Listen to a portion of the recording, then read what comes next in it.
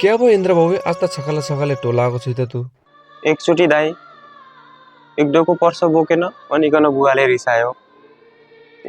रिसायो भनिकन पर माउ लगाइकन बसे 10 दिनसम्म खाँचै घर आएन। पछि क्या भयो त बाले रिसायो भनिकन 10 दिनसम्म घर नआउने भयो म दाई। आज बिहान मोटर चलाउनु बिर्से ट्याङ्की त पानी सक्यो भनिकन सेटबारीले यस्तरी रिसायो दाई। बिल्डिङको बाटी बाहिर भन्यो छुट्टी छाट्टी हर्यो धेरै करायो। क्या रे बुवाले रिसायो भनिकन 10 दिनसम्म घरै आएन म। यही परदेशको ठाउँ हातमा बालबच्चा छ कोहीका खोली जाउँ को दिने आऊ मलाई माना जसो भए पनि सुन्नु पर्दो रहेछ।